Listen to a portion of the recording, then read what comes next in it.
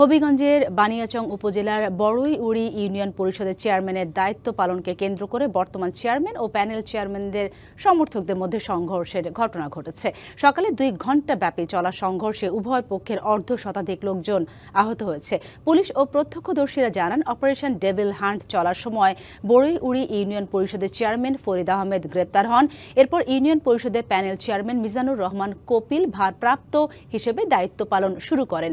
কারাভোগ শেষে জাতীয় নির্বাচনের পর ফরিদ আহমেদ জামিনে মুক্তি পেয়ে চেয়ারম্যান হিসেবে দায়িত্ব গ্রহণের উদ্যোগ নিলে ভারপ্রাপ্ত চেয়ারম্যান মিজানুর রহমান কপিল আপত্তি জানান। সকালে ক্ষতিগ্রস্ত কৃষকের মাঝে নগদ অর্থ ও চাল বিতরণ অনুষ্ঠানে চেয়ারম্যান ফরিদ আহমেদ উপস্থিত হলে নতুন করে উত্তেজনার সৃষ্টি হয়। দুজনের মধ্যে বাকবিতণ্ডার এক পর্যায়ে তা সংঘর্ষের রূপ নেয়। খবর পেয়ে পুলিশ ঘটনাস্থলে পৌঁছে টিয়ারশেল নিক্ষেপ করে পরিস্থিতি নিয়ন্ত্রণে আনে। বর্তমানে এলাকায় অতিরিক্ত পুলিশ মোতায়েন রয়েছে এবং পরিস্থিতি স্বাভাবিক রয়েছে। নগদ নিয়ে এলো হার না মানা হার অফার। সর্বনিম্ন 10,000 টাকা রেমিটেন্স নগদে পাঠালে থাকছে স্বর্ণের হার জেতার সুযোগ।